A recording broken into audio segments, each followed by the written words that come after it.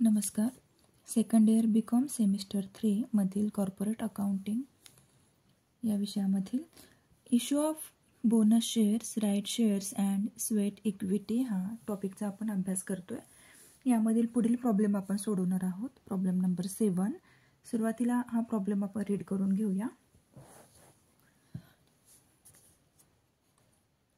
Maharashtra Agro Limited decided to declare rights issue to its existing shareholders in the proportion of 1 new share to every 2 equity shares held.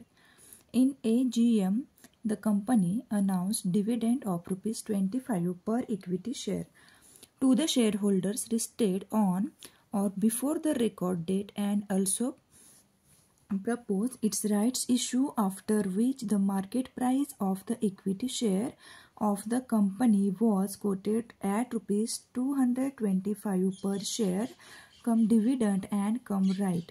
The company offered its rights share after ₹145 per share, including a premium of ₹45. Calculate assumed market price and value of rights. आपल्याला इथे अजून market price आणि value of rights काढायचे आहेत. आधी problem काय सांगितलेला आहे की महाराष्ट्र ॲग्रो लिमिटेड ही जी कंपनी आहे, या कंपनीने 2 इक्विटी शेअर्सच्या मागे एक नवीन शेअर्स देणार आहेत. त्यानंतर ती कंपनी ₹25 प्रत्येक शेअर्सच्या मागे ₹25 डिव्हिडंडसुद्धा देणार आहे. मग यामुळे त्यांची जी शेअर्सची किंमत आहे 225, ती किंमत त्या किमतीमधून ₹25 वजा होणार आहेत, कारण त्या कंपनीने आपल्याला प्रत्येक शेअर मागे ₹25चा डिव्हिडंड दिलेला आहे.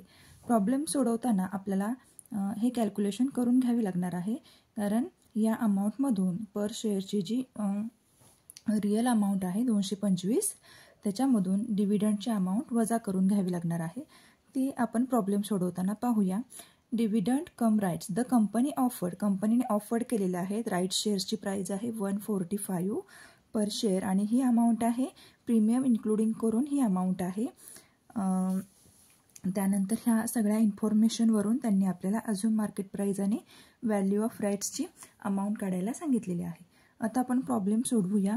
या ठिकाणी आपल्याला the ratio of right shares to existing शेअर्सची रेशो दिलेला आहे 1:2. हा रेशो कसा काढलेला आहे, तर इथे 2 इक्विटी शेअर्सच्या मागे एक नवीन शेअर दिलेला आहे, त्याच्यामुळे 1:2 हा रेशो इथे ऑलरेडी तयार झालेला आहे. त्यानंतर market price of the share is equal to, आता मार्केट प्राइस आपल्याला काढायची आहे. मगाशी सांगितल्याप्रमाणे 225 या किमतीमधून आपण ₹25 डिव्हिडंडची अमाऊंट आहे ती काय करणार आहोत, वजा करणार आहोत. इथे ते अमाऊंट वजा केलेली आहे. 225 वजा 25 बरोबर ₹200. म्हणजे मार्केट प्राईसची अमाऊंट आलेली आहे ₹200.